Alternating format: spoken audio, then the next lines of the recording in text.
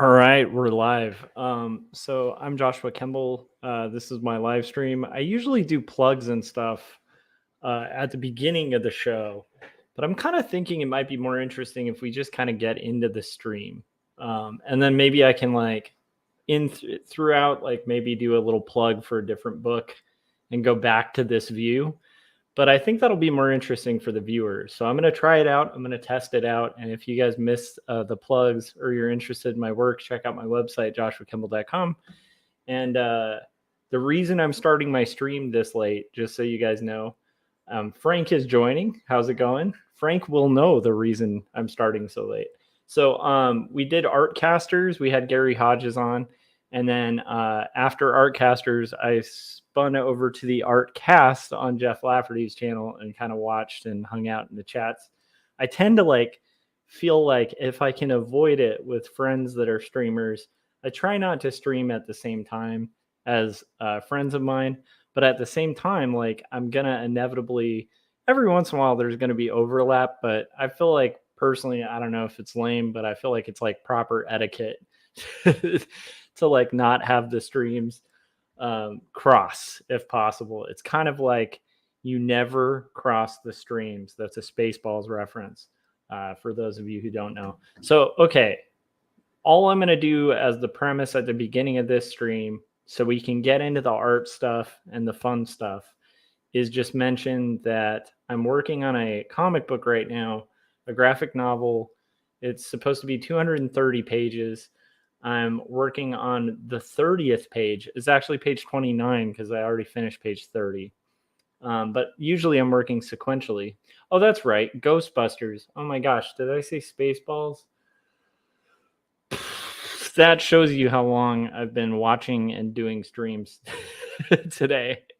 I got the wrong reference. Oh, I lost all credibility. Everybody's like, you're going to see my subscriber count go from like decent and growing to just zero.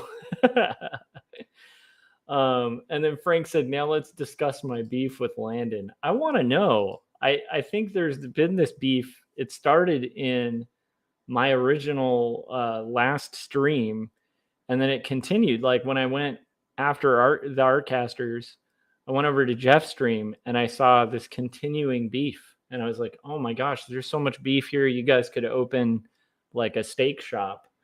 Um, Seriously, like I wanted to get out like the A1 sauce because there was a lot of beef. All right. So anyhow, I'm going to get into working on said comic, which is a autobiographical graphic novel about Elizabeth Barrett Browning. And it's called The Strange Supernatural Story of Elizabeth Barrett Browning. Not Death But Love, The Strange Supernatural Story of Elizabeth Barrett Browning. And it's for West Margin Publishing. And the script is written by Lavender Vroman. And we're just working on pages. So I'm coloring pages. So let's go to that right now. Although I do want to show off this. Like, I'm not going to plug my books, but I set this up the other day and I get so excited about it. So there's this. That is Jacob's apartment.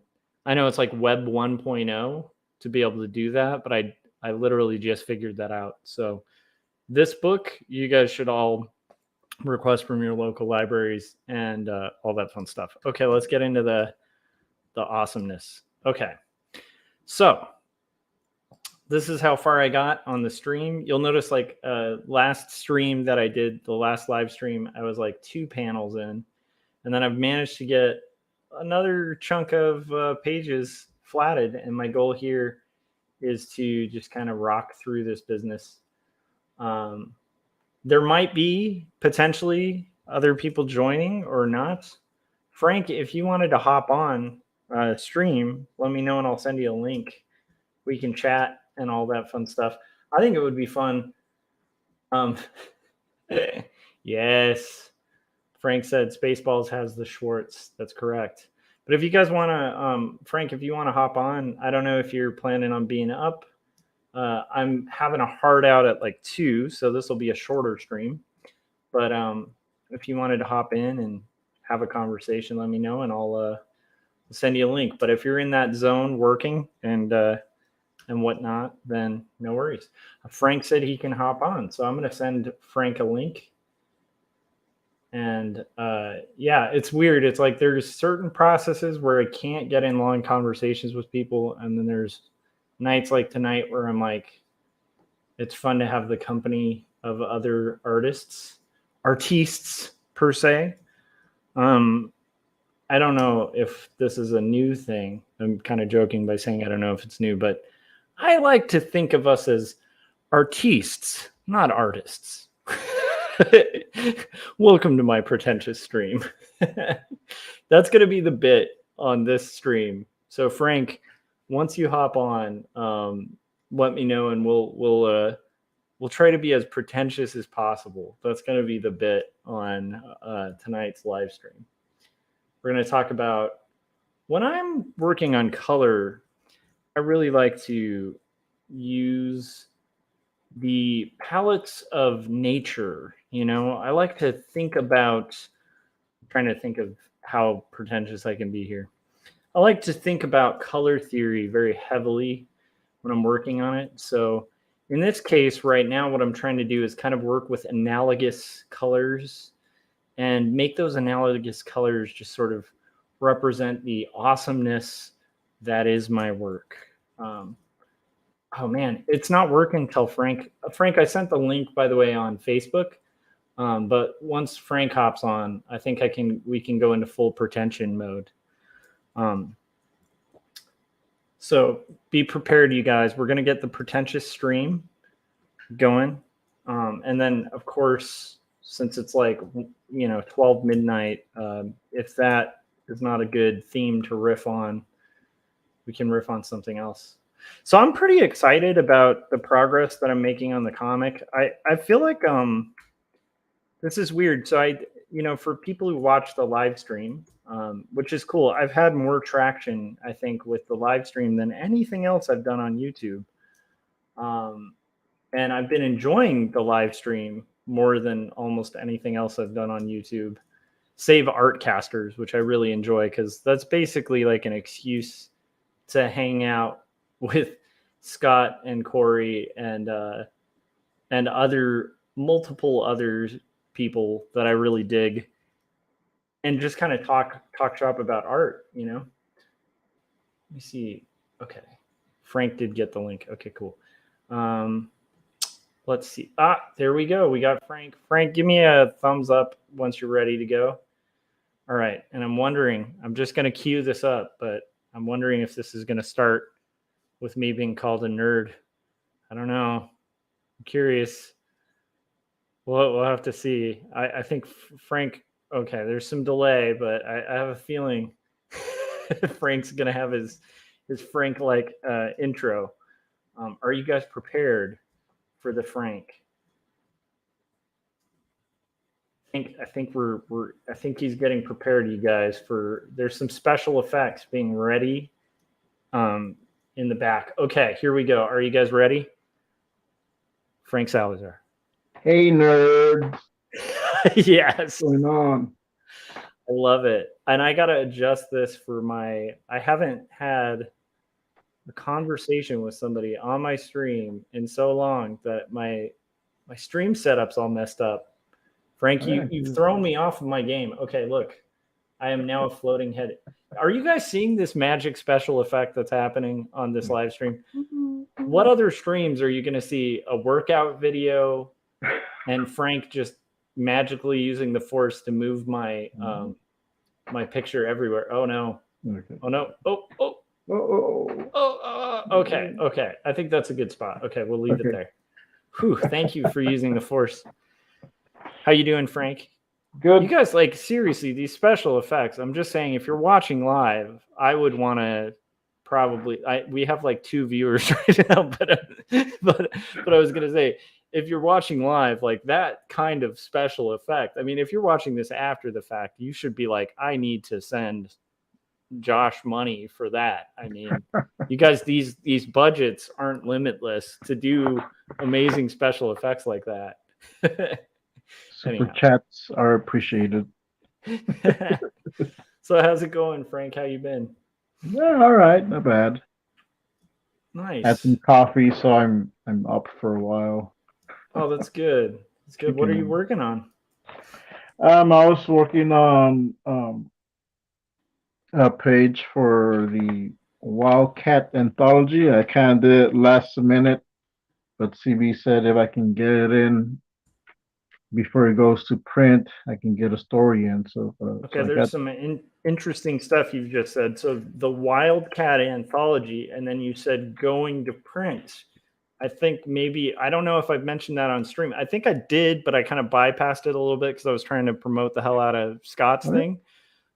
But what is the news about the Wildcat anthology that just broke? So so the Wildcat anthology by CB Smallwood just funded. I think it was last night or Hell yeah. yesterday. So yeah. That's awesome. And CB, if So you're watching this after the fact or like, whatever, like, congrats, man. I know that was a long road to get to, and we all believed in you. Um, so yeah, I good luck I with backed it fulfillment, man. twice just to help push it along. Yeah, it was a little scary for a little bit there, but I feel like it's really encouraging because, I think that like a lot of the time with this stuff, man, it's just about persistence and not Mhm. giving up. Yes.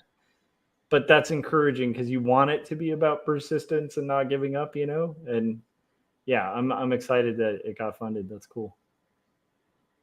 So what are you Mm. doing for it? You're doing Um, early on, like I had told CB I'd do a story, but like a lot of stuff was happening that like I couldn't get to it.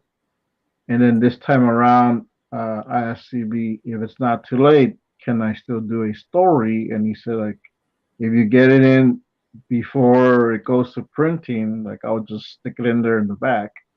So I'm trying to do at least 8 pages. I got like 2 pages, and but I might have to redraw a panel. So I was doing this composition for the third page. So I'm just trying to nice, get cranking it out done. pages. Yeah. That's badass, dude. Well, dude, I feel like we haven't talked in person in a while, and I'm like, No, it's yeah. it's been a while. It's funny. I get in this flow. I think this might be the slight autism too, where I'll get in like patterns, and it's like and I'll get very comfortable with like a routine or a pattern. And like, so I got really comfortable with like having like you and Adam, and like a bunch of people on. And then there was just this process, like specifically like the drawing or the rough stage, where it's like I have to kind of talk through the process. And so it's like having anyone talking like is just so distracting that I just don't make any progress. But there's parts where when I'm coloring, I can totally have people on and have conversations. And it's like I just got so in the flow of like the rough thing of not having guests on, or people hang out when I'm like live streaming, that like when I finally got to a process where I can have people on, it's like I almost forgot. I know it's weird, but it's just like I think that's part of why I can be a decent cartoonist is like the repetitive, like anything repetitive I can kind of get into. And like Yeah. but then there's a downside where I'll like get in the flow of something and be like, wait a minute, like I was just about to do that tonight too, where I was like, oh, okay, Frank's here, cool. And then I'm like, wait a minute, like I should just have Frank on. It's funny. I don't know. Anyhow, rambling, but yeah. Yeah. That's exciting stuff. Do you ever catch yourself doing that where you like get in a pattern and then you're like, wait a minute, there's no need for this pattern? Yeah, sometimes not. Yeah, yeah. Usually when I'm like coloring or drawing, like Yeah. I'm usually by myself.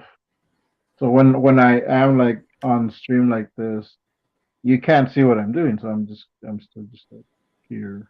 Yeah. Yeah. That's awesome though.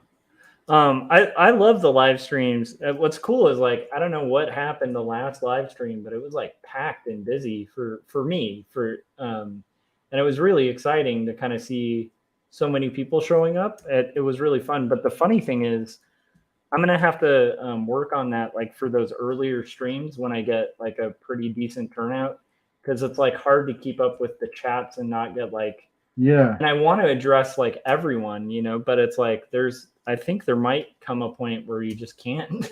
Like, I don't know. I mean, I'm not there yet, but it's like I can envision where there would come a point where you'd like have to kind of just skip comments and just kind of go with whatever stands out. Yeah, like I've done that even with the Taraco, because depending on the guest. So if they're talking, like I don't want to interrupt, so I can't. But sometimes I want to go check it on the chat, so I Yeah, can't just put on random comments because it'll distract the guest. yeah, for sure. By the way, just addressing the chats right now, there's a guy named Frank Salazar who said I can hop on. That was I'm just joking.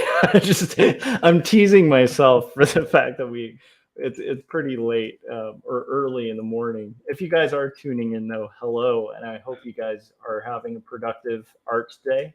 Oh, Frank, I was gonna riff on something with Drama. no, well, I don't mind stirring up that drama just for fun, but I also want to preface it with like I don't think this is like the crazy level of drama of some other stuff that I've already kind of commented on.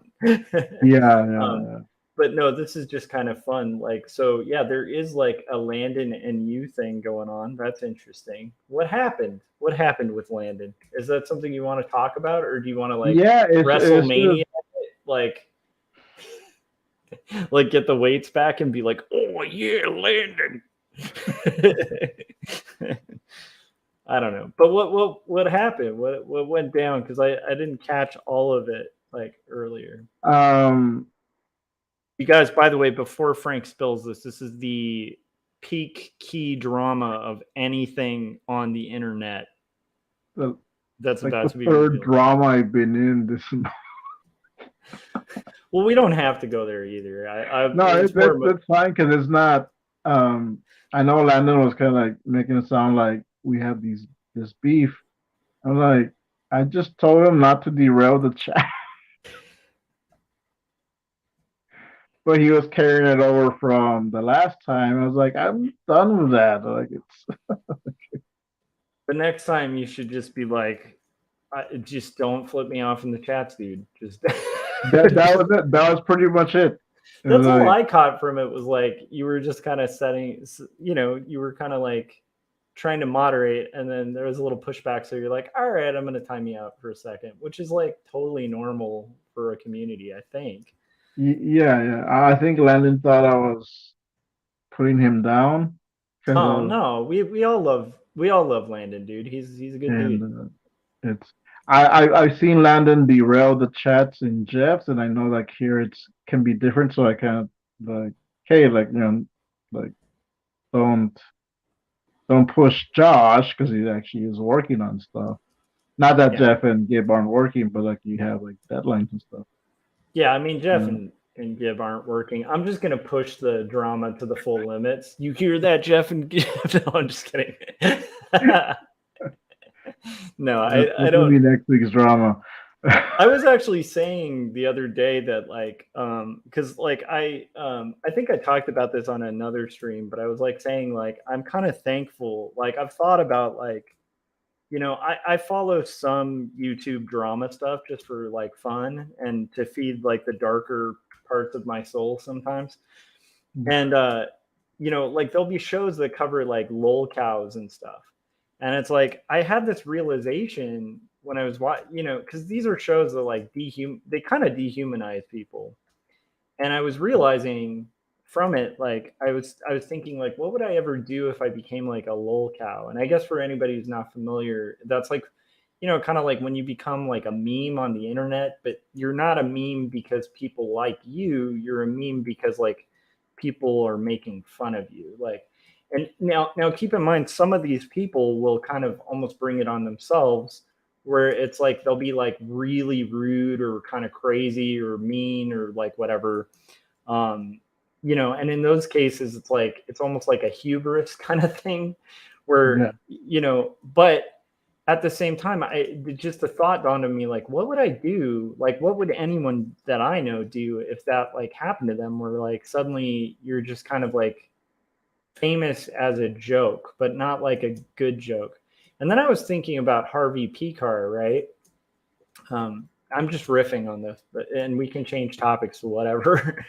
But I was realizing, like, well, I mean, Harvey Picar played that off pretty well. Where I think initially he thought he was being a guest to talk about his comics, and eventually just kind of became a meme before there were memes, where it was like more like, hey, there's this funny angry guy, you know, but he did what I think I would do in that scenario, but I'd never wish for that scenario. But I think he did the right thing in that scenario where it's like, okay, well, I'll be here. You can make a joke of it, but I'm gonna sell some comics. Like, I don't know. I feel like that's the best. I don't know, but I have had thoughts about that because I've realized, like, one thing I really like about our community is the fact that, like, we don't have that.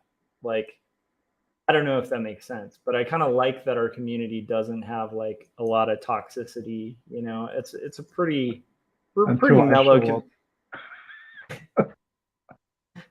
Well, until you and Landon just have this crazy beat. No, I'm just kidding. But it's like even that was like like that's a relatively tame drama, compared to, I don't know. Anyhow, and I feel like, Frank, even the drama that's happened sometimes with you, it's like I don't think you've sought it out. I think the one instance I can think of where it was kind of dramatic was more of a scenario where, like, it's like people making drama and then you kind of having to respond to like unfounded claims and stuff, which is a different Yeah, thing. Yeah. But anyhow, and, I don't know. I like that and we have a relatively positive, pretty inclusive, just fun community. I don't know. and to like that drama, like I never denied that.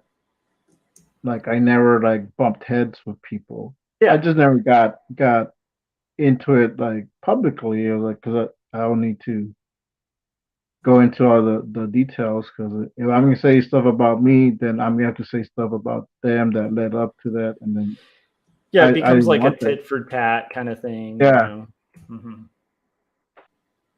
Yeah. yeah. Well, anyhow, we don't have to like go there because I think that's pretty settled now, right? Or is it I think still? as far as I know, I mean, they all blocked me, so even if they do uh, say anything, I won't know unless someone else tells me. Yeah.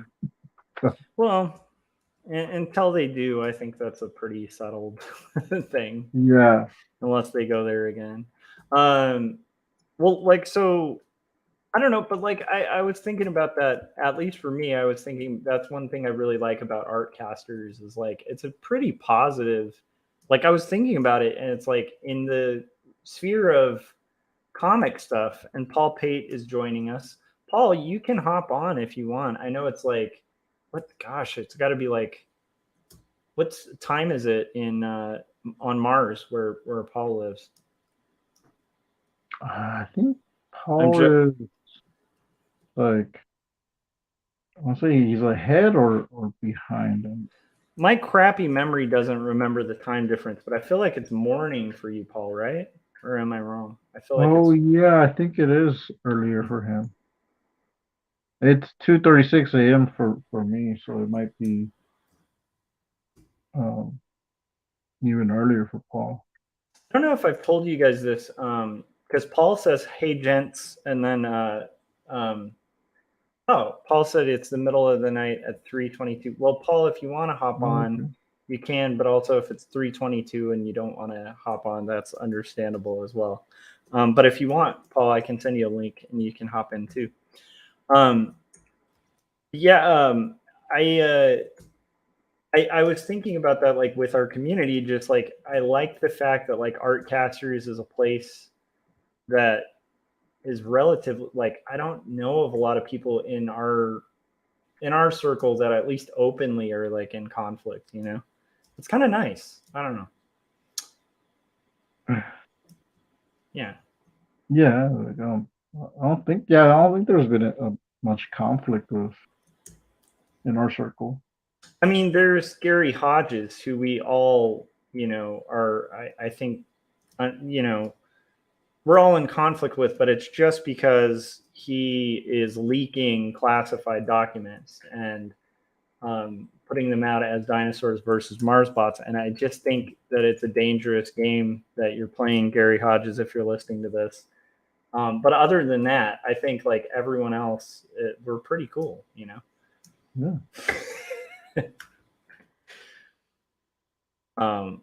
I think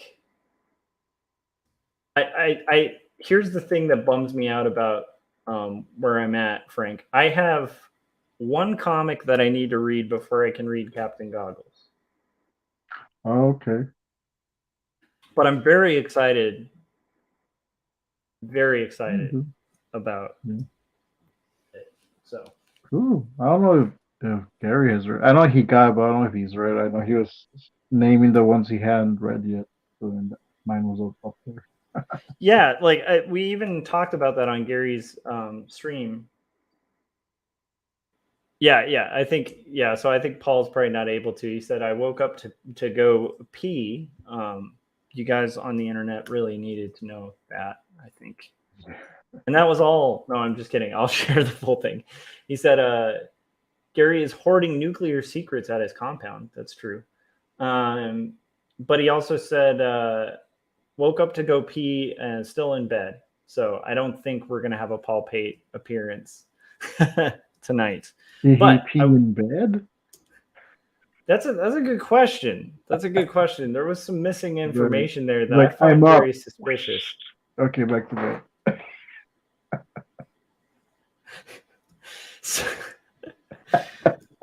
So this is why I get in beefs. I love it though. So what was the so there was a riff that I was thinking would make this a really funny stream, but I feel like if we did it, we might lose like every single person watching. Which right now we're at like about 5 people watching, which is pretty cool for like a stream at like 2 in the morning. But it's like I wonder if that will disappear to like 2 if we do just like a pretentious stream. I was trying to think of just ways to be like super pretentious throughout the entire stream. We're just like, handsome artist. you know what I was reading the other day? I was reading Fine Philosophy by brilliant philosophers that no one on the listening to this stream would comprehend. What were you up to, Frank Salazar? How was that for a pretentious voice? Did it work? Oh yeah. Okay. Because you have to like talk through your nose when you do it, you know?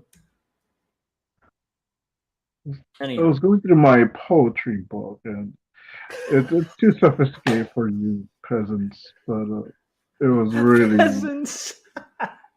really good. I love it. You guys, I would talk about my influences for my comics, but it might be a little difficult reading for an introductory level. So let's I'll just say starting by reading some poetry, potentially, something, I don't know, less postmodern, more introductory level might be a good thing. I want to know from Paul's perspective. Oh wow, we have lost. I knew it would happen. We've lost a viewer. We're at 4 viewers now. I had a feeling it was like a test. I mean, we still have Paul, but Paul, be honest in the chat.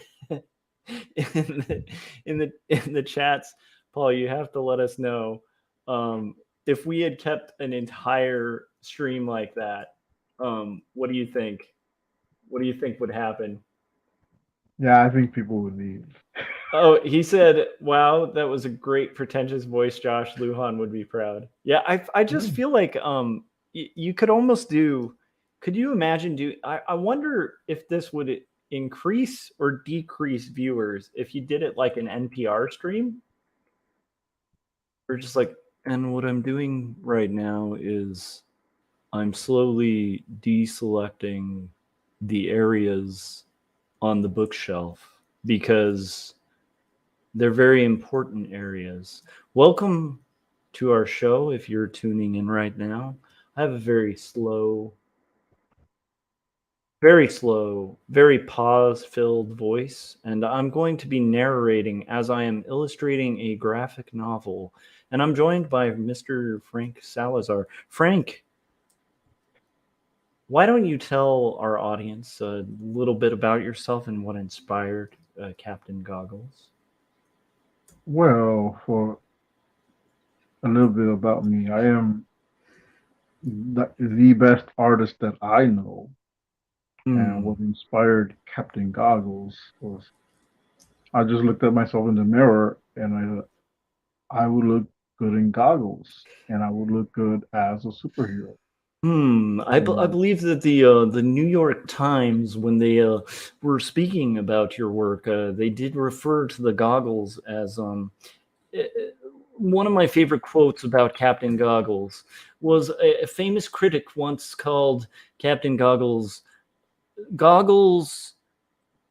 metaphorical, metaphysical goggles. The experience of reading Captain Goggles puts your own goggles on that help you clarify your sight, and you never see the same.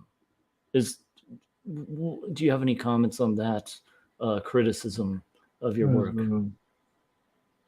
as a goggled artist, I tend to agree. When I was drawing Captain Goggles, I was wearing my goggles, and it changed the way I see things. It's, I like to call the goggles that Frank Salazar wears the goggles of genius. um, do you? Anyhow, I'm really curious. We just got joined by Nellie Sings, which I believe Nellie's from Adam's community. Welcome, Nellie. He said, or she said, I'm not sure, Nellie, actually your preferred pronouns. You got to let us know. But said, nice. Just wanted to stop by to like and say I'm stalking you, Salazar. I missed Artcast. Wow, Yeah, you have a stalker. we you were mentioned, Nelly, and I was wondering where you were. So yeah. And Philip Chandler said, what did I just arrive into the middle of? So we were kind of riffing on the idea at first of like a drama cast. So we were talking about Frank's drama with Landon. They had a beef, and it was a crazy beef.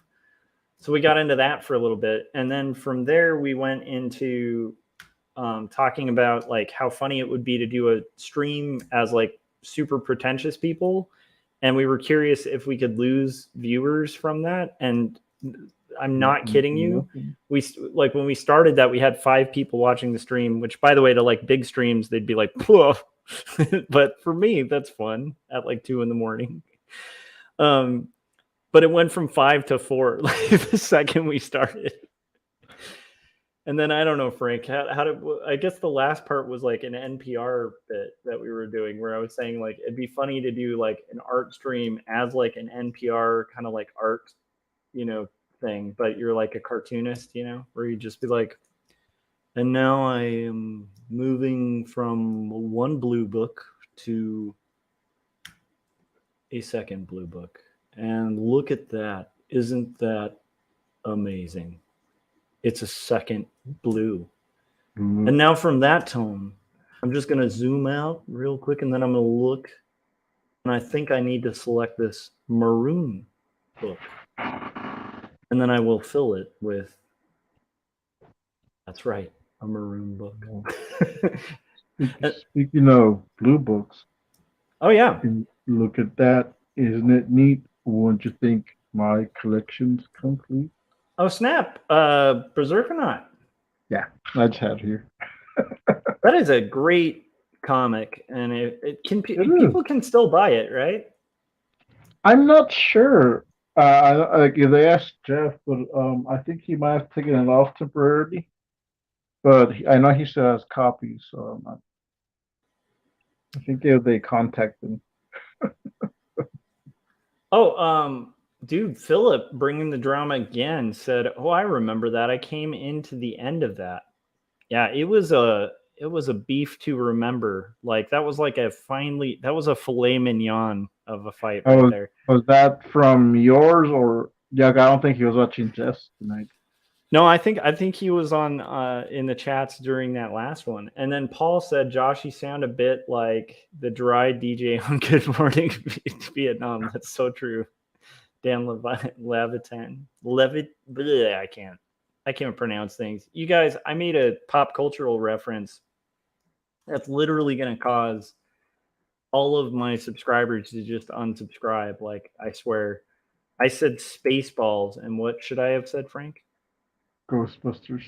Yeah. And is that a forgivable sin in like geek culture?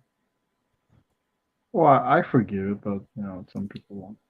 Yeah, but you're a believer in Christ, so I think that like you're gonna forgive me. But like, will my subscribers know? Like when I said that, it went down like 1,000 subscribers. It was like the view count with the with the with the NPR bit.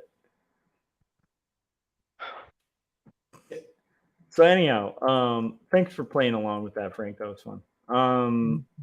Yeah, so like you're working on your Captain Goggles for the The Wildcat.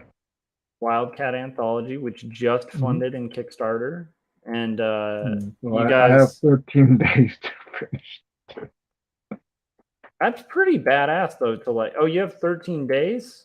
Well, that's when the Kickstarter ends. I mean, yeah, the Indiegogo ends. So so I'm not sure how far along CB is. I know he was like lettering some pages. So I don't know if he's. So is there like a part of you that's like happy and then also kind of like, oh man. I'm glad it funded. You're And like, I've yes, said it funded. before, Oh no, I have to even work. like if I don't get this out in time, like I don't blame anyone. I blame myself because I procrastinated. But like I'm still gonna finish it either way because I can still use it for my own Captain Courage stories, which CB said I totally could for my own stuff. That's awesome. And I did do some sketch cards for CB and I sent them to him, so he might put those up as a tier or a giveaway or something. Nice. I like So that. that's I got so to mention another Kickstarter too on Artcasters. I don't know if you witnessed this, but the last time Scott Circlin was running a Kickstarter, and I hope this doesn't make me a bad friend because in reality, I think it will actually help fundraise because it just kind of makes a fun meme thing, and it kind of anyhow. We did this on a previous Kickstarter of his, but I got Scott to say that if he hits the stretch goal for Young and the Dead at youngandthedead.com, mhm. if he hits that stretch goal, he has to do an entire art cast with a prison tear drawn on his face. Yeah, You guys like, so you get books, you get cool cartoons, but you also get the meme of like that awesome art cast. Come on, that's totally I worth it. remember that the first time when that happened, that was for his Amazon, right? Yeah. Because he was trying to get the certain level Oh, the tier of certain pieces. tier. Yeah. And he So had he to had do 2 tiers. I forgot. I think it happened twice because it was like 1 tier once and then it was like 2 tiers the next. So anyhow, I hope that doesn't make me a bad friend that I got him to agree to it. But the thing that I will say about this with Scott is he will honor that. He will honor that bet. He is a man of his word, and I want to see it. And not only that, but I also kind of want for those of us who backed it to get that awesome 3D poster. So go forth and fund that. But also, you guys can fund Wildcat Anthology on Indiegogo, which I, for some stupid reason, when we had CB on, I kept saying Kickstarter. Oh, okay. But it's on Indiegogo, and you guys should check that out and support it. And I think you can still fund it right now, right? Yeah. It's just still there.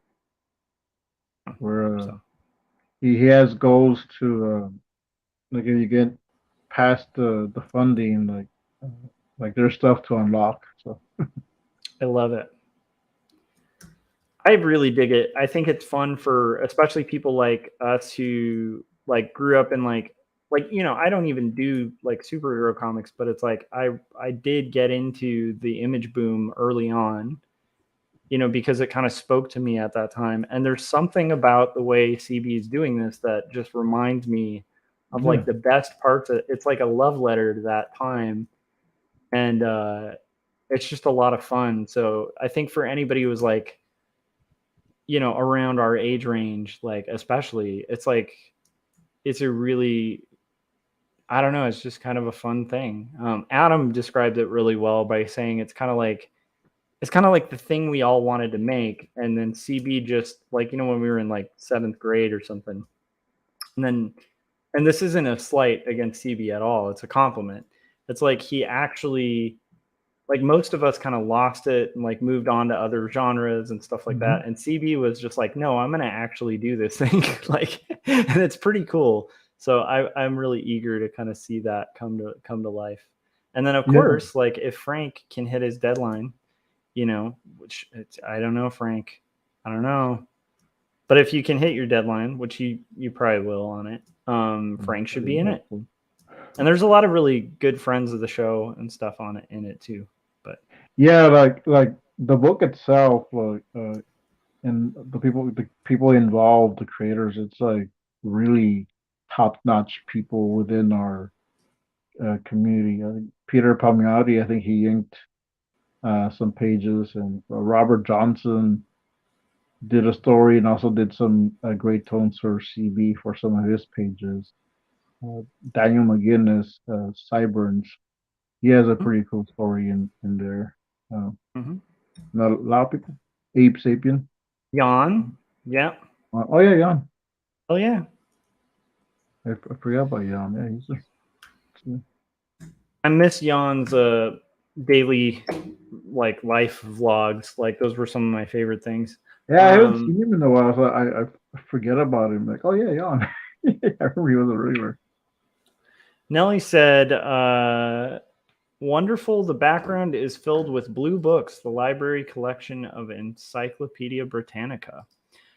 Yeah. Oh, I think that's kind of riffing on the NPR thing too, like where it's like, yes, the library is filled with blue books and red books, and yes, it's definitely the encyclopedic collect. Okay, don't worry, guys, I won't continue that. And then it says, like the illumination. Ah, like the illuminated manuscripts. I like Mm. it. And then Nelly also said, no pronoun issues, just Nelly. Okay, cool. I just always prefer to like know what, you know, I don't know. I'm trying to be polite with that kind of thing, you know.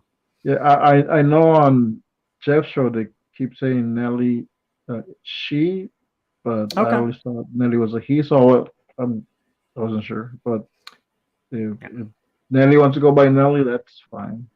That's cool. I think that I will forgive the fact that I cannot stand the singer Nelly, but that's no bash against you, Nelly, on there. I'm not a big fan of Nelly.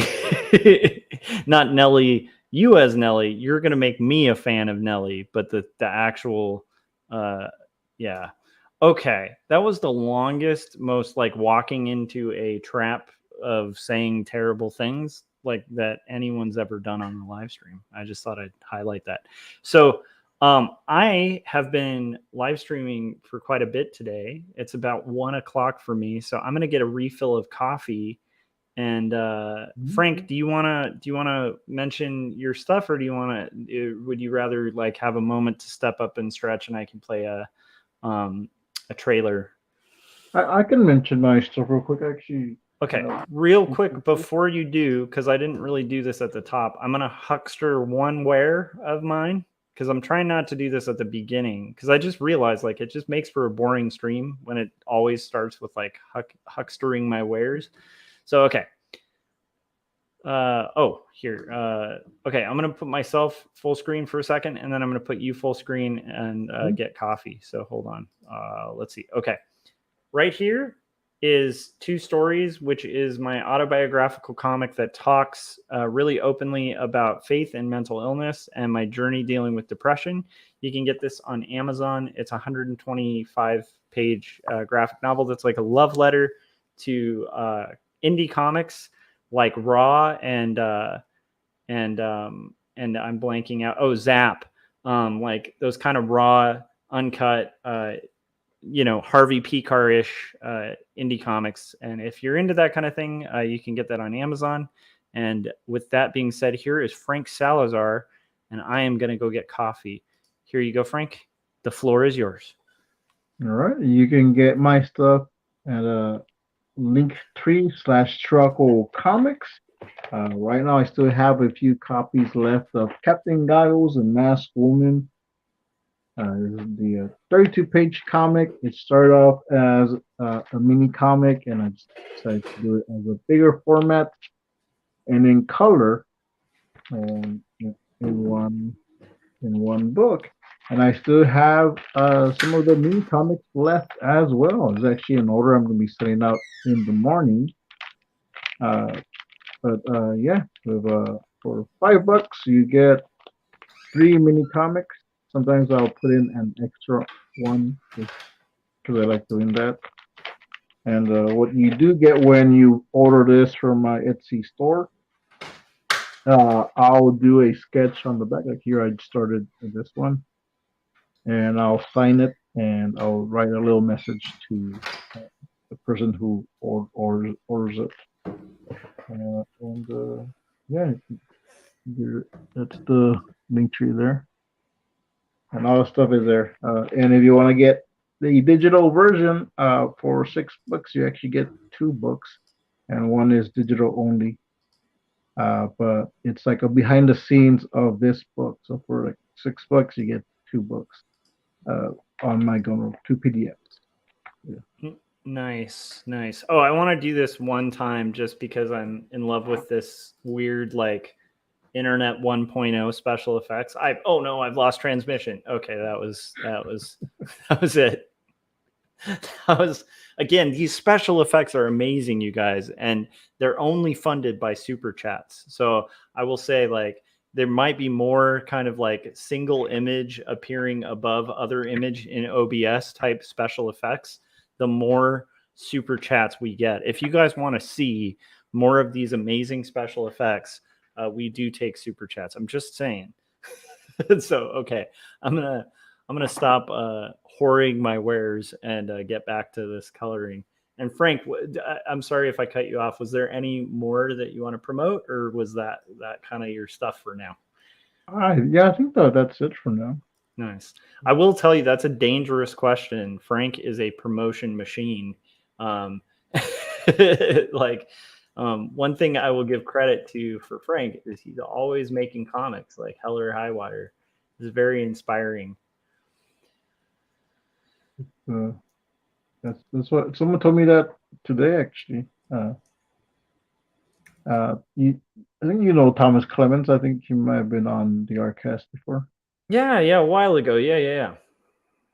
Yeah, he bought one of the comics. He got it today, or I guess it will be yesterday. But Nice. and he said he hasn't read it yet, but he like looked through it, and he liked the art, or he liked the way the book looked, and he also said that uh, like that I'm always working on stuff, and that's like an inspiration. Like, oh, okay.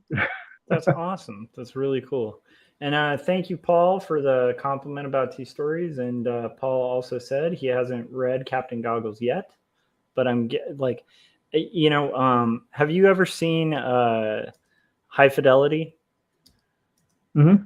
Where like the guy is trying to figure out if his girlfriend has cheated on him, and she says, I haven't slept with a guy yet, and they like obsess with like, wait, what does yet mean? Does yet mean like, anyhow, I'm gonna make the same intuition they did on that show and say that if Paul is saying I haven't read it yet, that means he will. So that's cool.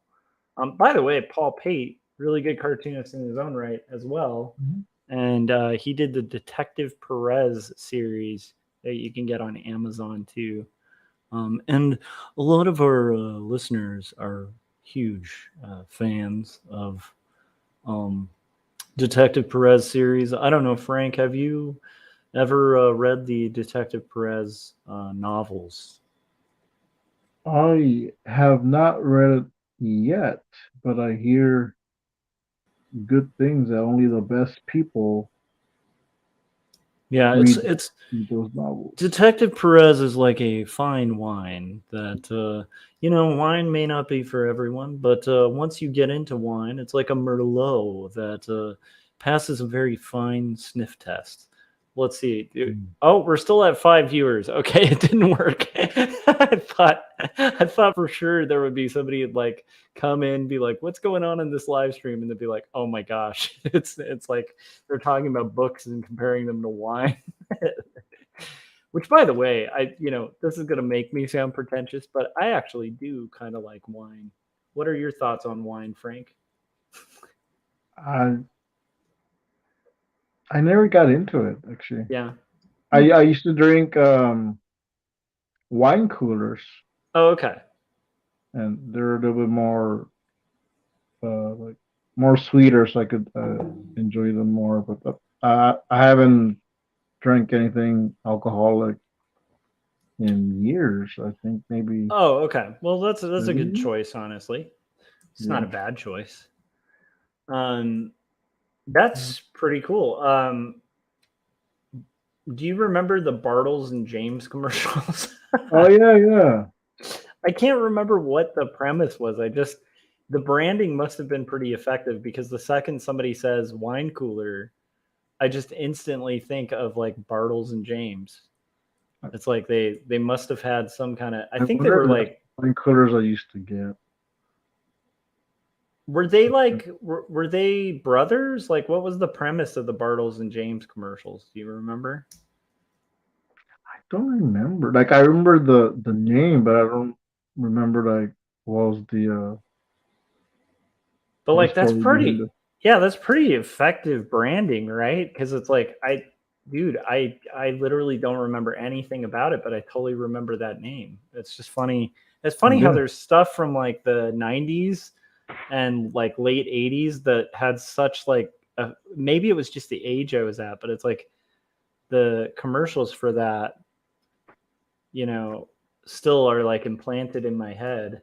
Mm-hmm. Oh, Paul wants me to put him to sleep with that voice.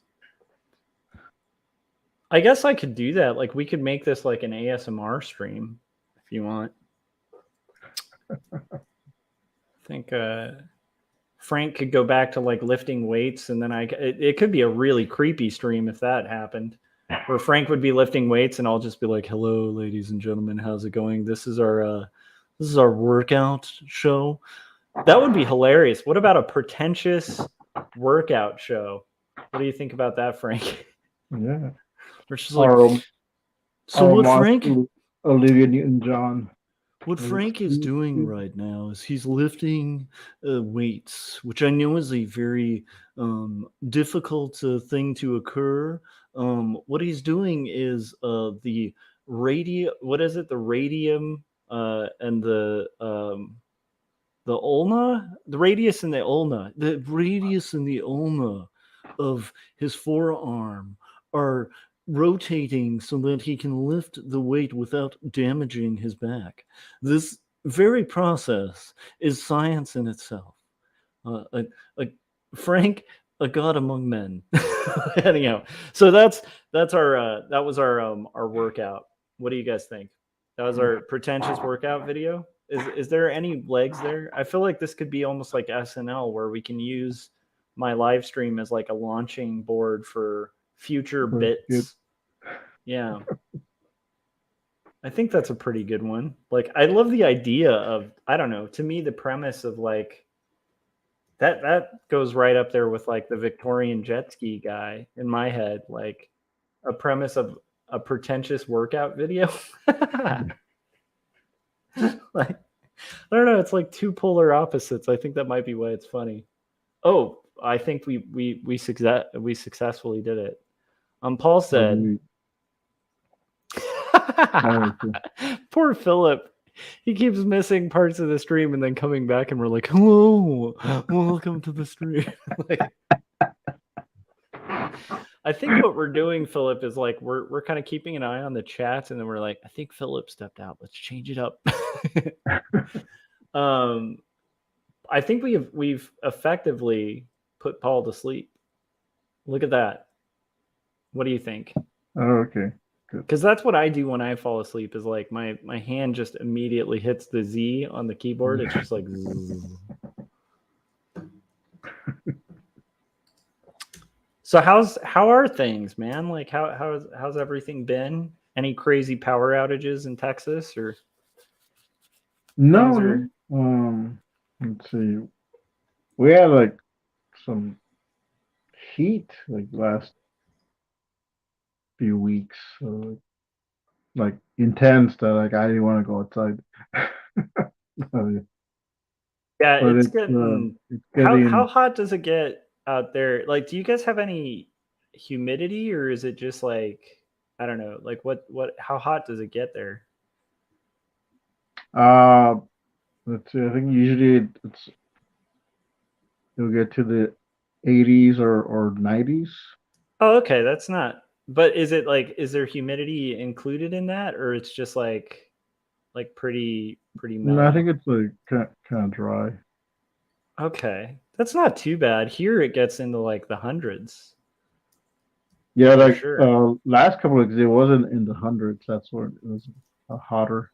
Mhm. Um, and that's why like I will go outside and like I just feel the heat and like it's been like that before, but like there's times where okay, I'll just put on a hat and go walk. And so this last time, like man, I didn't want to go step outside.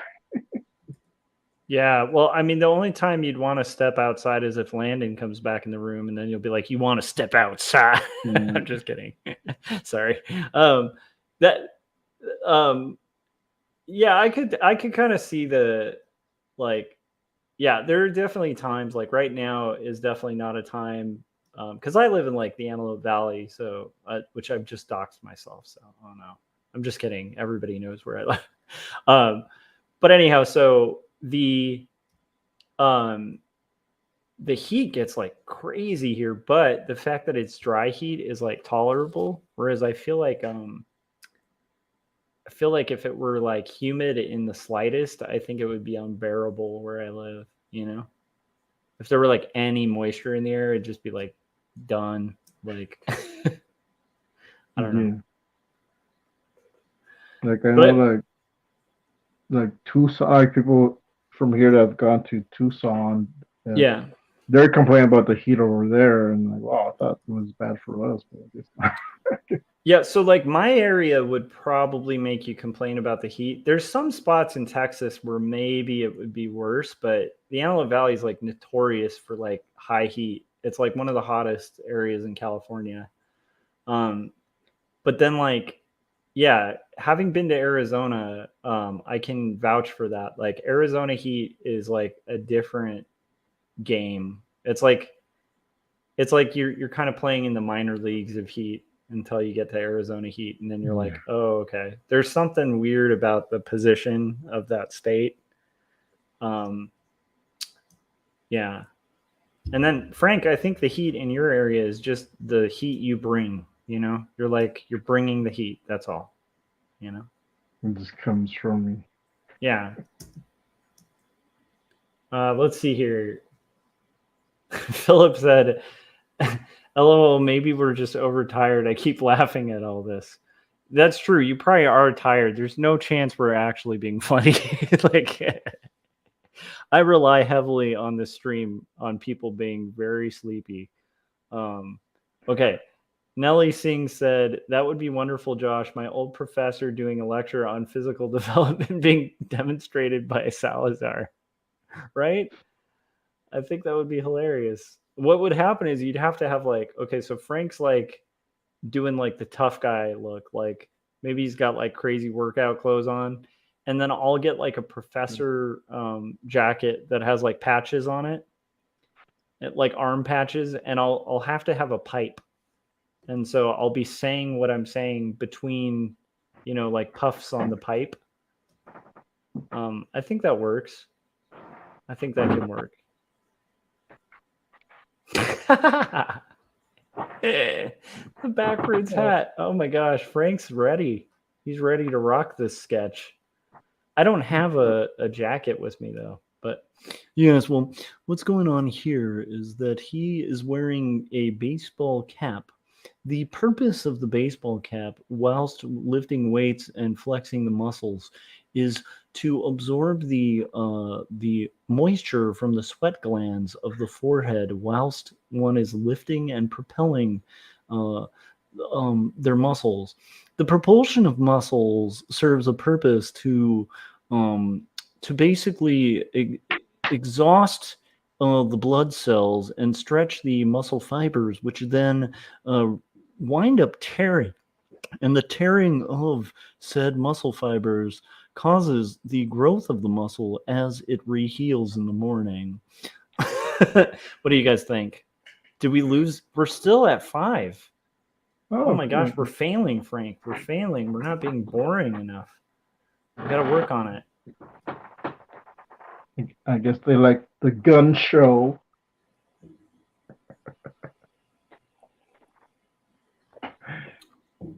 Paul said, guys, my wife is snoring. That's really rare. We did it. We did it. Again, like if we've helped you fall asleep, I do take super chats. I'm just saying, if this is I made a mistake on this page. And it's kind of a bummer because I don't know how easy this mistake's going to be to fix. Okay, it's fixable.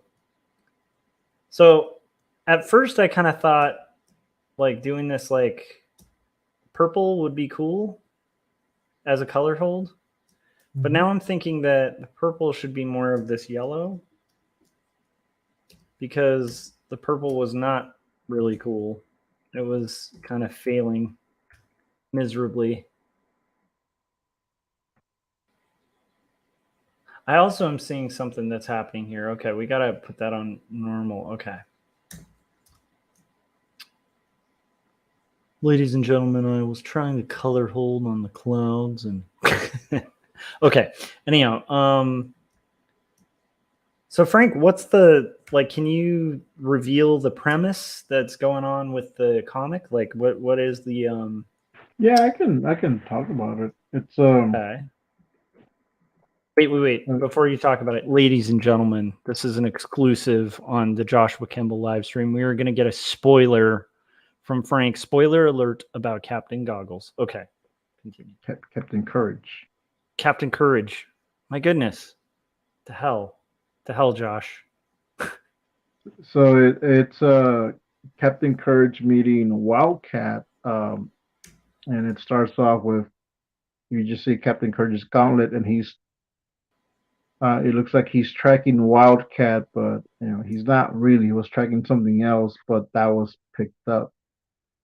So he's like, "Oh, looks like there's a beast," and that's when Wildcat comes out, and he thinks Captain Courage is sent to assassinate him. So he just starts to attack. So that's the scene I'm working on now.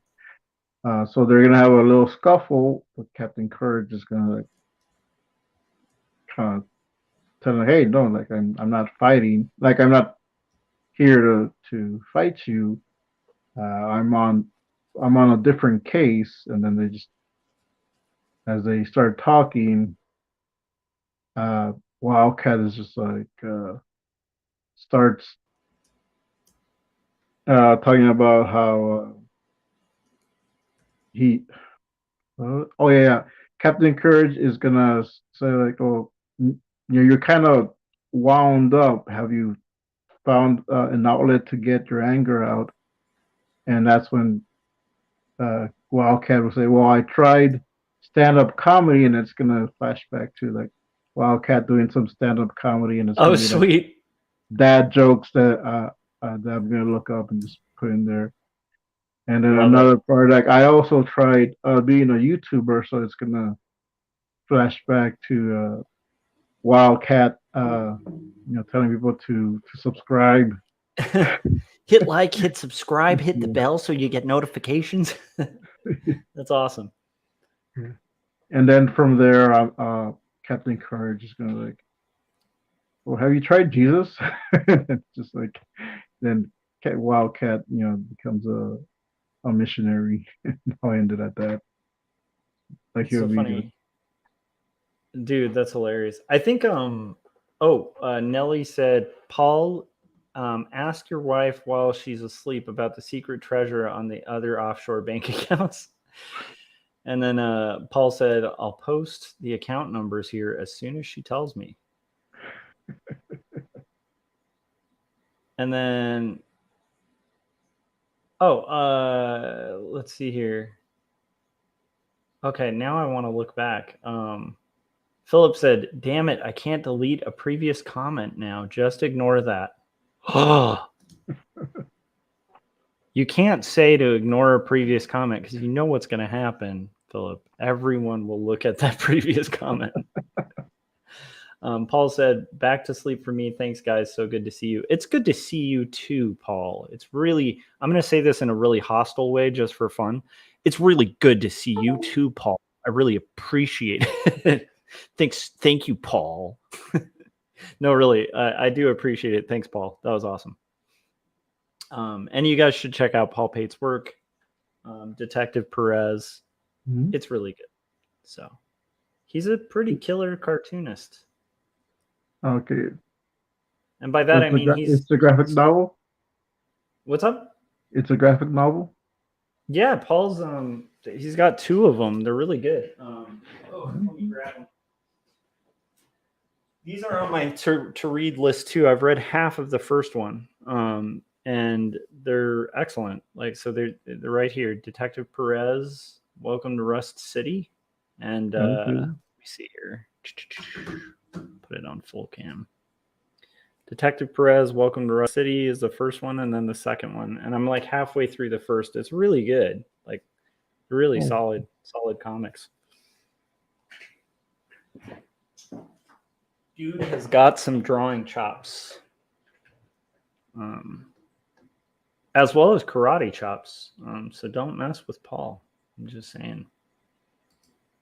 I don't know about the karate chop thing. Sorry, that was me riffing. He also did Samurai Tie, which has That's right. martial. Samurai Tie is great. It's good too. And that has a bit of a chop to it as well. There's a theme of chops. You know what's cool too? Detective Perez has some pretty badass chops, like for like the the hair. Oh, okay. So that's, I mean, I'm trying to think of other chop connections.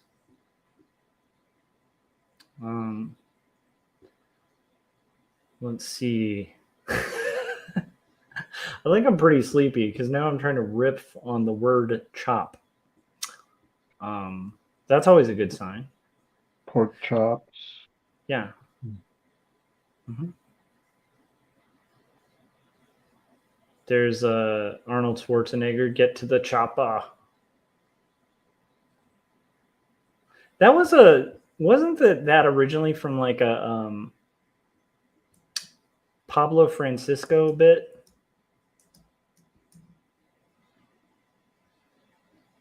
The get to the chopper thing, or is that actually from an Arnold Schwarzenegger movie? Well, it's from a movie of Arnold Okay. Schwarzenegger, but I don't know if they got it from a bit. But yeah, what was the movie? Was it True Lies or no? Could be True Lives because there is a helicopter in that. It's just hard with Arnold Schwarzenegger because there's a lot of movies with helicopters. Yeah, because I was thinking like, So wasn't there one in Predator? But I don't remember. yeah, that it could be from Predator. Again, I'm losing my nerd cred. Even that one, because Arnold's done like so much stuff, and okay. Philip said, I think it's from Predator. Okay. Well, have you guys ever heard that? Like, I don't know. You're a fan of comedy, Frank. Have you ever heard Pablo Francisco, the comedian? how? I think if I see his face for a bit, but Okay. Well, like Google him at some time after the stream, and he does a really good Arnold impression, but he's a very funny comedian. Oh, okay. Yeah, okay, it is Predator. Nelly Sings confirmed it. They said Okay, yeah, I wasn't. Curry gets to the chopper. That's Mm-hmm. right. Yeah, yeah. I know. What's the other one? Kindergarten Cop. Where he's like, it's not a tumor. It's not a tumor. And he's got a ferret. Somebody was talking about a ferret the other day, and I realized that I had no idea about anything about ferrets except for that that he had a pet ferret in Kindergarten Cop. That was the only reason I knew what the animal a ferret was, which goes to show you how educated I am. It just really highlights. I don't know. I thought that was funny to me. Just the fact that like there's an animal that exists that I only know about because of an Arnold Schwarzenegger movie. Hmm?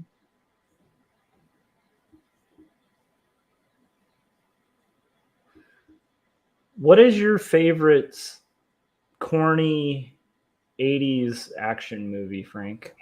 Wow, there's. Let's see. Action. There's a few. Well, that's a good correction because he was saying originally get to the chopper, but he said or choppa. Chapa. Let's see. And now I can't think of them, but my third one that's an homage to all that has a lot of the '80s action actors is the Expendables. I think the Expendables 2 is my favorite because Chuck Norris is in there and he tells a Chuck Norris joke. Really, I've never seen those movies. I should probably watch them. So they have Yeah, Chuck Norris telling a Chuck Norris joke. yeah, yeah. And there's a scene where he just comes out like with a tank. So It's yeah, pretty funny. the the joke was like they they they see him and they, hey, where you been? We thought something happened to you. And like, well, I was in the desert and I was bitten by a king cobra, and after 3 excruciating uh, days of pain, it finally died.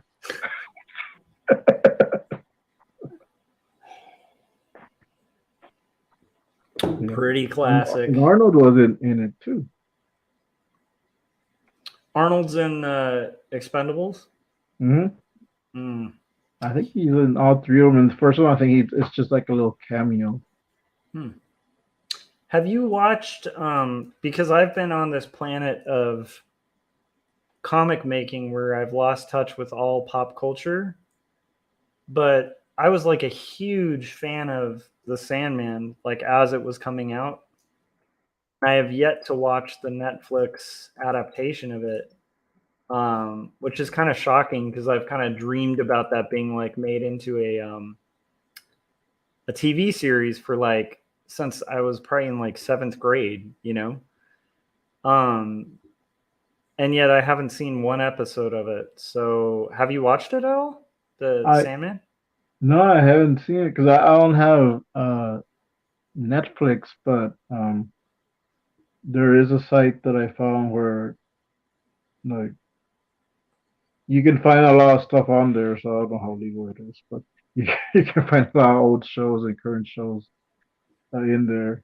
Nice. And so that's one I have to look it up. I was watching Smallville today, some old episodes. Hmm. Because I've been watching their their podcast Talkville with Michael Rosenbaum and Tom Welling. So they're doing a rewatch of all the episodes. So they're going right now. They're in season one. They're on episode 4 or 5. So like, you want me watch some old episodes so I can refresh myself. So I was watching a couple today. Hmm. Nice. Oh, Nelly Singh said, "Wow, Josh, you got a lot of small details in your illustrations, like some Da Vinci Code when you zoomed in Mm-hmm. that book that woman character was reading." Thank you. I try. Yeah. Like it's weird because it's a fine balance where I don't want to overdo detail, Yeah. but I also don't want to underdo detail, and I want to do just enough to where hopefully people, my hope when people look at these pages is that they'll be like, wow, I don't know if that'll work, but it's like I really do think that my hope is that people will kind of be impressed by the level of little tiny details and stuff like that. And again, like some of it might be arbitrary and pointless to kind of get into, but I did a whole vlog about that like recently. I think like a day ago, Oh, okay.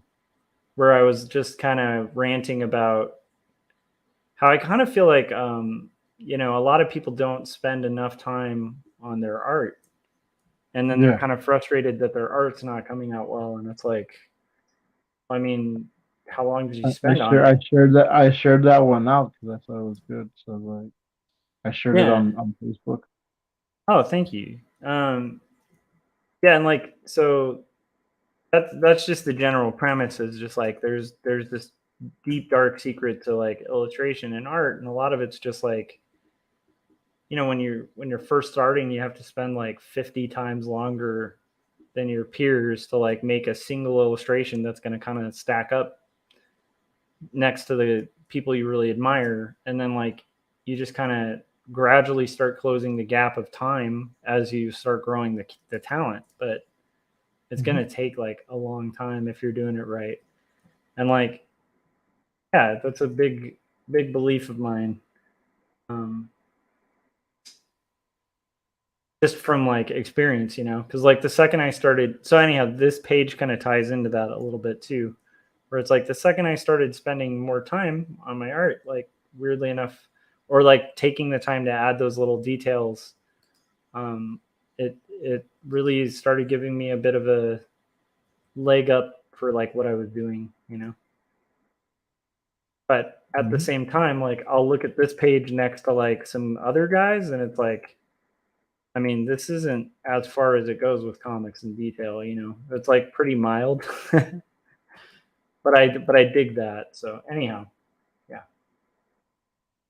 Philip was saying, yeah, I watched that rant and I was like, damn, I feel like I was just told off. But I did get to that part, in the video where I was saying, Philip, like the people who need to hear it aren't gonna like like the fact that you kind of felt told off probably signifies that I don't think you'd be included as one of those people.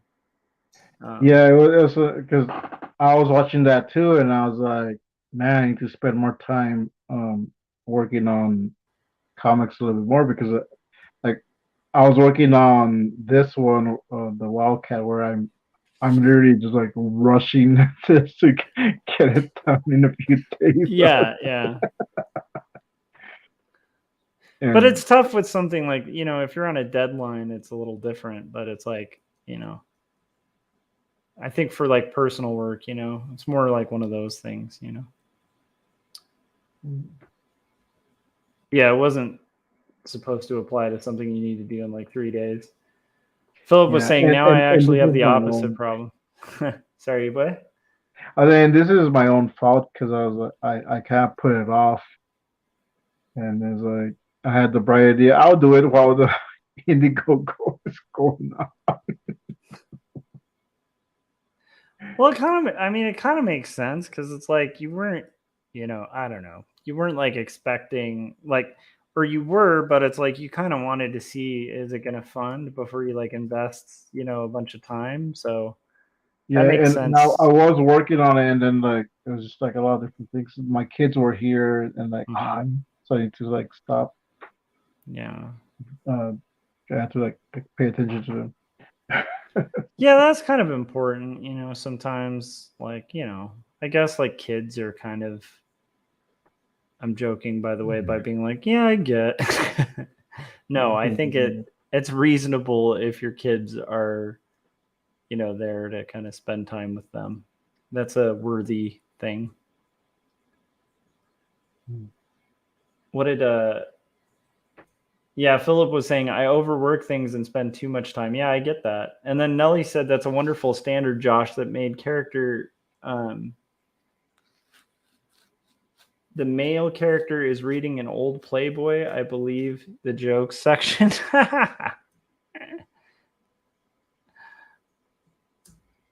Yeah, let's see here. No, because if you were reading like an old Playboy, you'd be like holding it a different direction, right? That was a Honestly, Playboy read joke. for the articles. Yeah, that's true. That's all people were really reading them for. You know what's funny? Playboy used to have, I don't know if it's still the case, but like if you start looking into like the history of illustration, it's like they had some heavy hitting illustrators and cartoonists Yeah, doing like art for them. that's what I've heard. So like so people would like read it for the articles and for the Like there were cartoon. actually some, yeah, there was like Like a there was group like of people who yeah would literally read it for the articles, which is hilarious to me. Um, yeah. But I'm blanking. I wish I was more astute with my history of illustration stuff, but like there are people who have a better grasp who'd be able to name the people. But there's quite a few like very very skilled good cartoonists that were in there. yeah I can't think of anybody. Yeah. Wait, wasn't one of the Superman guys? Didn't he draw like porn comics for? I don't know, it was for Playboy, but like he. There's a lot of cartoonists who did some scantily clad comics for sure. Um, this is like one of the more underbelly things. And again, I'm not a fan of doing that kind of comic. I'm not against it. I just like, I wouldn't personally take that work. Yeah. But unless I had like a story reason, if I had like, this is my weird standard of like uncensorship where it's like I feel like if there's a story reason, there's a lot of things that like I kind of think almost in comics, like almost or books or movies, like almost all things that would seem horrendous can have really good justifications and story reasons to exist. And so it's why I tend Mhm. to be very like against censorship, except in the very extreme senses of things with art. But it's like but yeah, I think if I had like a story that like really needed like some explicit scene in it, I might do it. It's just like I haven't really found a justification or a need for that in a story. Although I do get pretty explicit with other stuff, just not, not on that realm.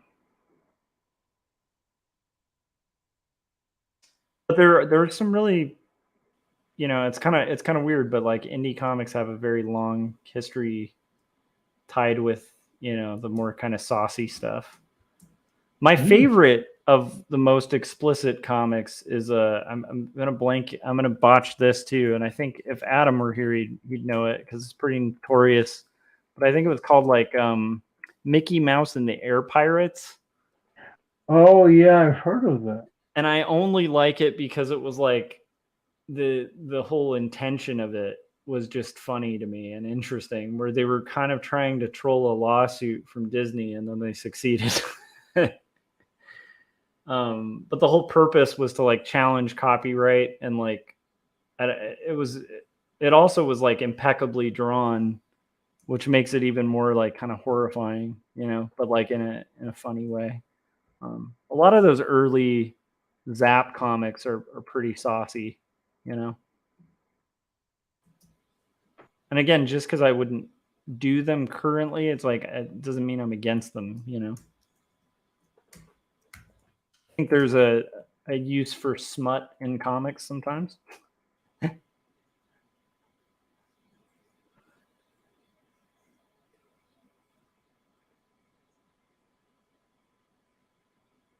Is that a weird stance? I don't know. I think smut's just a funny word. Oh, well, the only reason I was using that word is like that's the kind of publication term they would use back in the day for that stuff, you Yeah. know.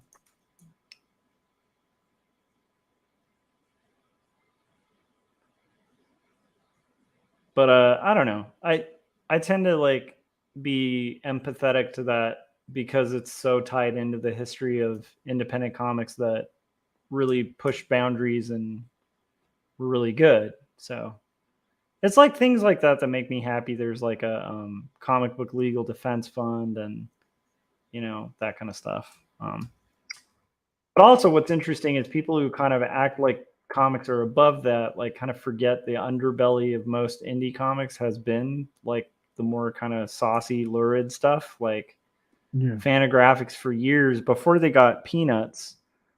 Peanuts, and I'm saying that with a Nuts, the comic, the Charles Schultz comic. It's like before they got the rights to republish that, which is probably at this point funding. I would say like the majority of like Fantagraphics income probably comes from those reprints of like the Peanuts collections. But before that, it was like Eros. They had like the I don't know if that still exists, but there was a while where that was the main funder of Fantagraphics was Eros, which is like just straight porn comics. We're funding like these crazy artistic comics. So it's like weird, but it's like I don't know. I feel like again, like I wouldn't make them, but you know, I'm not judging, you know.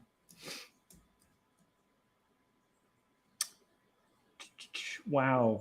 Okay, we're getting close, you guys, on this crazy page. We've talked about the beef, the on-running, knockdown, drag out, you know, WrestleMania beef between Frank and Landon. We've talked about we've done a pretentious stream. We've done a pretentious teacher explaining a workout. I need to disappear for like 2 seconds to power through the next 20 minutes. So, Frank, why don't you let people know where to find your stuff? Before you do, though, I was going to hawk my last wear. Okay. So let me take advantage of this superpower here. Are you guys ready? There is a comic in my hand. I'm going to make it happen right now. Wow. Wait, let's do that special effect again.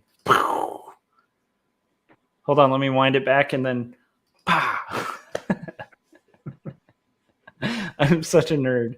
And we've lost one viewer. That's great. Okay, so this is Jacob's apartment. This comic is a graphic novel that is like if you took Eternal Sunshine for the Spotless Mind and you put it in a blender with Ghost World and you like the flavor of that, it's that kind of story. It's about the kinds of questions that can shake even the strongest of faith. And it's a slice of life story that basically tells the story a doomed romance. So that's what I would ask you guys to order, buy, ask your local bookstore to carry. And what I have been telling people too is you all live near a library. And so at some point, the next time you are ever at a library or maybe go out to your local library, ask that the library carry this book, Jacob's Apartment, by Joshua Kemble, published by Graphic Mundi. Yeah, boom. Nelly said, they did, Josh. I worked with Playboy for another reason. Hefner was launching his streetwear and casual wear clothing line, and I was hired to design and consult. Nice. Yeah, they had, I mean, the other thing that Playboy actually had a reputation for in the design and art world was they paid pretty fairly, like for illustrators and stuff. So I can't comment on like the other content they had, but like again, it's like, you know, it wasn't a bad gig to get as an illustrator. Frank, why don't you hawk your wares and let people know where they can find your stuff? Frank's stuff is very lurid and very, I'm just kidding. Frank's stuff is very safe for all ages, and it's good stuff. So, Frank, where can people, get your stuff? I'll be right back. You can get Captain Goggles and Mask Woman on my Etsy store. There is a link in this link tree. If you can, link tree at Taraco Comics. And when you order a copy, I do a sketch on the back, and I sign it on the board, and I do a little message. And there's 6 copies left, so grab one now, because I don't think I'll be doing another print run for a while. So once they're gone, that's it for now. You can also get some mini comics, and if you want to get the digital copy of Captain Goggles and Mask Woman, you can go to my Gumroad. Link to that in the link tree. And for $6 you get the PDF, and you get another book, which is the behind the scenes of this one. So check it out. I love it, and we're experiencing some. Oh no! I'm just kidding. Okay, you guys, these high fidelity effects are made possible by super chats. I'm just saying. Okay. My special effects have not lured anyone into a super chat, Frank. I feel like these are amazing special effects. At some point they will. What do you think? Yeah, I'm surprised no one has super chatted yet. Yeah. So I got a good 15 minutes left till I have to be a human being and sleep. That actually brings up an interesting question. How do you deal with being a human being and needing to sleep? No, not well. Bring you to sleep in.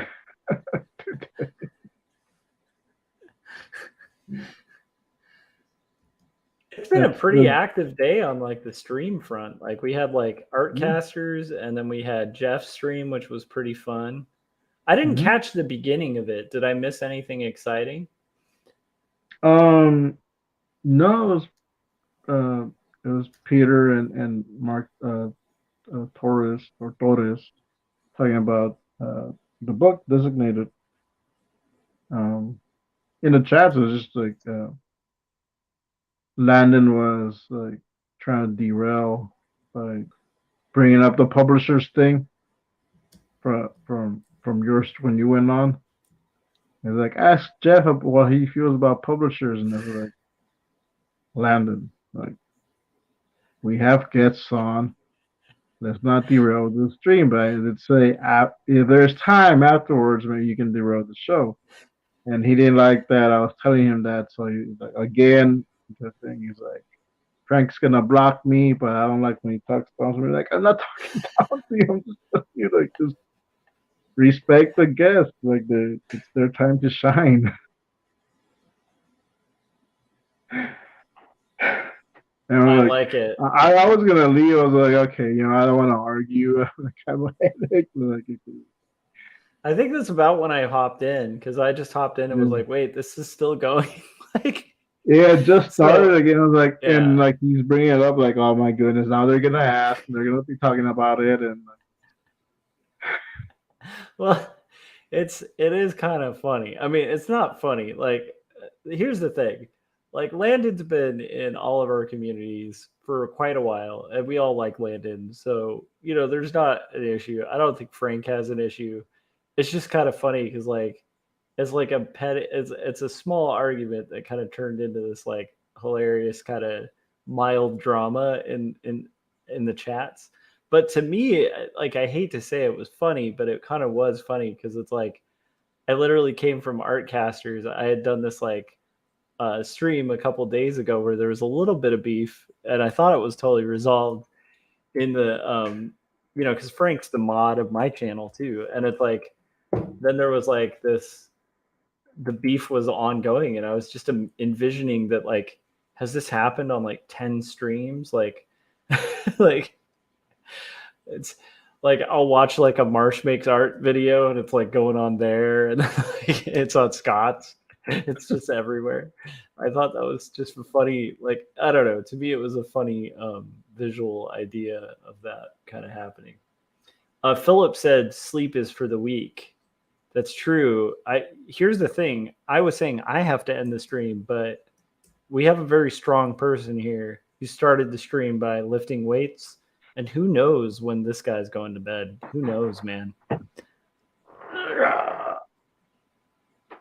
What Frank is doing now is using the deltoid. Wait, where are the deltoid muscles? I don't think those are in the arm. I don't know. Yeah, I think the deltoids are in the legs. Yeah. What would be funny? Maybe that would be part of the bit Yeah. is that like the pretentious professor is completely wrong, where it's like what he's doing is taking his metatarsals and metacarpals, and it's like wait a minute, aren't those the toes? Like anyhow, whatever. What he's doing is working his latissimus dorsi. It's like wait a minute, this is a back. What are you talking about? I almost pulled my back picking this up because I twisted wrong.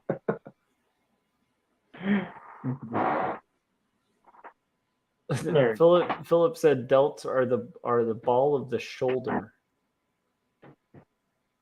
I don't know, dude.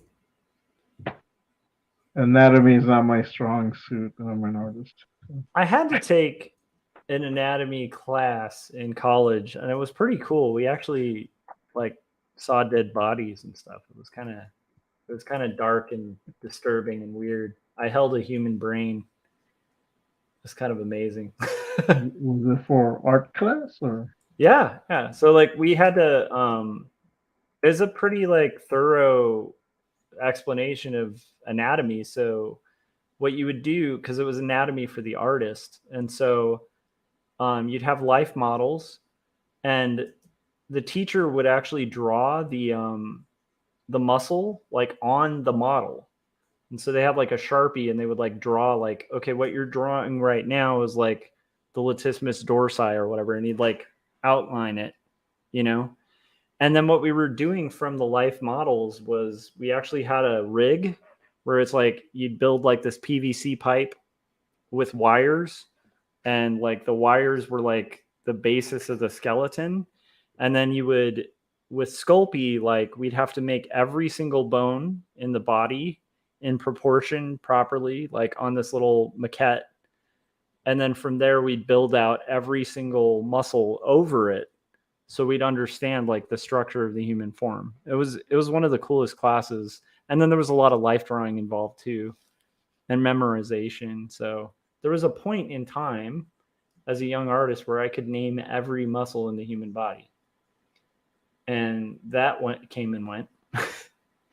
But what was important and what I love about the class was, more importantly, when I'm drawing, if I see like one of those weird hidden muscles, because there's a bunch of muscles you don't see that are underneath the primary muscles. I may not know the name for it, but I know it. I know its shape. I know its function. So that's the key, you know?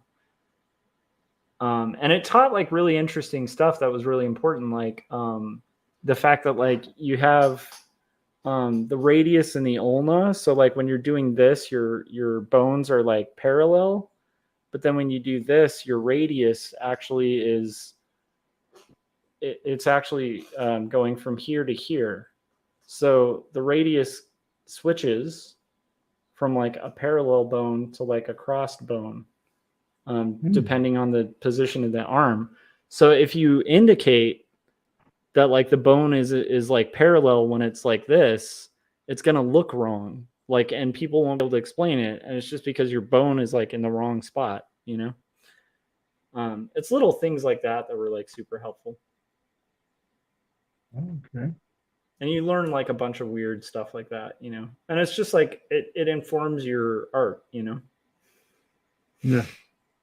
But I- Are there along any with that, books that you recommend that teach that? there's quite a few that are really cool. There's one that has transparencies. I can't off the top of my head remember it, but it's like it's kind of similar to like that Tool album where like I don't know if you remember that Tool album, but there was an album Tool put out that had transparencies where you would pull it and it would be like the human skin and then you'd pull it off Yeah, and it's yeah. like the muscles underneath. There's anatomy books like that, like a bunch of very beautiful ones. There's the classic, which is the coloring book for the coloring book of anatomy. The anatomy coloring book. That's a good one. Um, the best advice I can give for like learning anatomy is just life drawing. Like that's the most helpful part of that class. And then the other helpful part of that class, and this is where it got kind of dark and a little creepy, but it's like we were at a university that had a medical facility, and so we actually drew human corpses too, which is how Mm. the and they were corpses that had been donated to the school for people to like learn surgery and stuff like that. Yeah. Um, Cadavers. but that's how the masters learned how to draw the human form, and like it was very like unsettling. And obviously, none of us like my wife was in that class with me, and we couldn't eat after that for like a day or two. But it was like it was very informative and cool, and it kind of puts into perspective what the human form is. It informed me about a lot of things. Like there were some weird things about that class too, where a lot of the bodies that had been donated were elderly.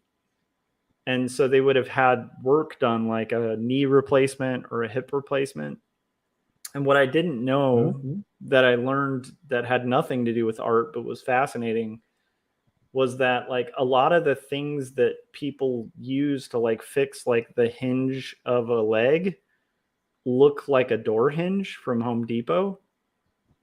Like I'm not kidding. Like where they'll and the screws that they put them in, like into the muscle into the bone, are like literally just like a Home Depot screw.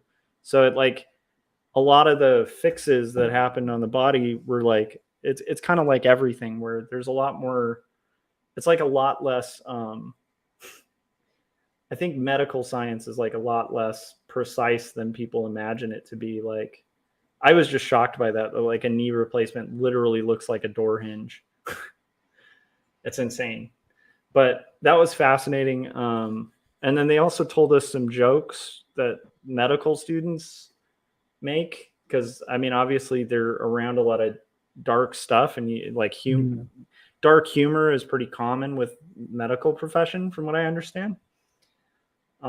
They told us that because they had to warn us because they were like, the first time you're in one of these labs, just understand that like the bodies might actually move. And we were like, what? And I guess that the myth of the zombie came from dead bodies when they start drying out.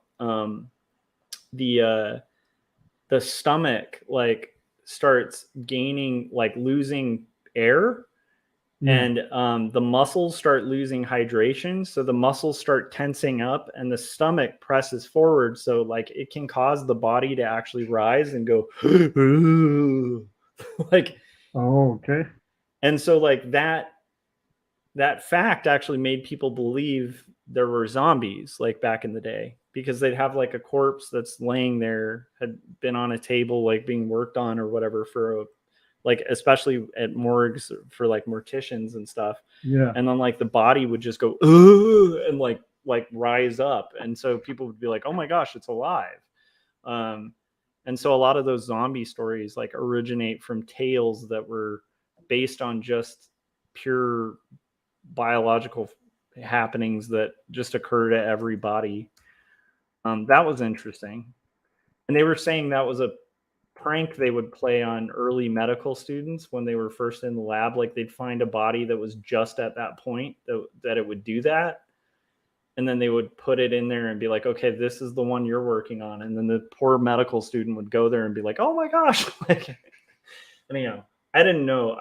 Again, I don't think I could go into medicine because that was just one day where we did sketching from bodies and stuff, and it was tough enough to deal with that, like psychologically. I don't know if I could hang with that beyond like a day, but it was interesting. Oh.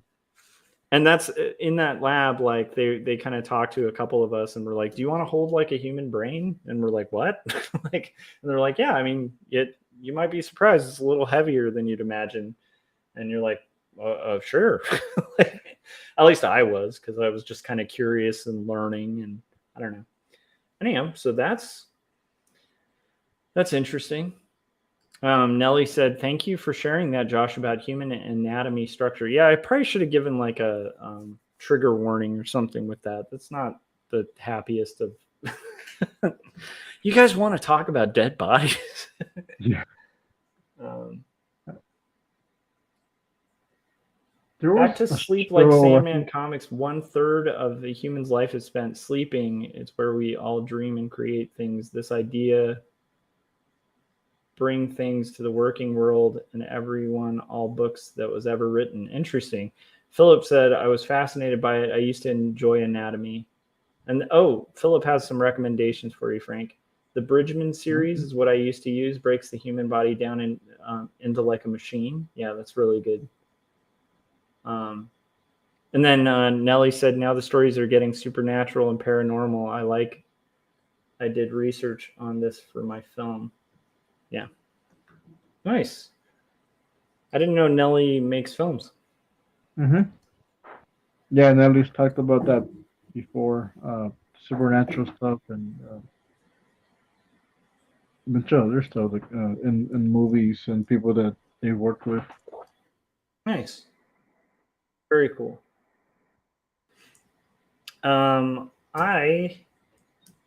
It has hit 2:00. That was a fun having you on, Frank. Okay. Appreciate it. I wish I could power through this and finish this page, but I'm happy with how it's come out so far. I'm going to just make myself the primary screen for like 2 seconds just so people can see.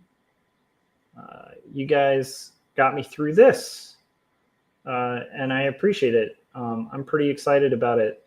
So this whole sequence is showing Elizabeth as she gradually gets more and more obviously pregnant. So hopefully that'll, kind of become more clear. And she's writing letters to her family that will go unresponded to. And we've colored the sky and a little bit of the patio of Casa Guidi and the living room and all that fun stuff. So anyhow, that's what we've managed to finish so far today. And tomorrow, hopefully, I will be able to do a live stream. Frank, if you're up tomorrow and you want to hang out. Sure. Did Josh drop out? Oh, can you hear me? Yeah. I think I took myself off the stream. So I was going to say, if you want to hang out tomorrow, it'll probably be late. Oh, man. And Adam just joined, too, and we're about to end. Okay. Well, Adam, dude, if you're around tomorrow night, I'm going to be probably live streaming again, and I'm going to be coloring this crazy ass panel here. And I don't know if you see the amount of buildings that I have to flat, but that's going to take a good chunk of time. So you're always welcome to, Adam, to jump on. And Nellie Singh said, wonderful rendering. Thank you, Josh and Frank Salazar. I will tell you, Adam, I think this is a stream you'll really enjoy. Frank and I did we riffed on some bits. My favorite bit that we came up with was a pretentious teacher describing a workout session while Frank is working out. And I don't know, Frank, were there any other memorable bits that we went through. That I think And Adam I would dig think this that stream. was like the main one because we kept going back to it. We did Yeah, touch on the Landon beef a little bit. that's true. There's some Landon versus Frank drama. I feel like it needs an Adam expose stream. But this one's more of a meme drama. It's not like a serious one. But you'd still dig it, Adam. Anyhow, Adam said, "Have a good night, you guys." Philip said, "I keep forgetting to ask you about joining live, but it's coming this Wednesday, so it's a bit of short notice."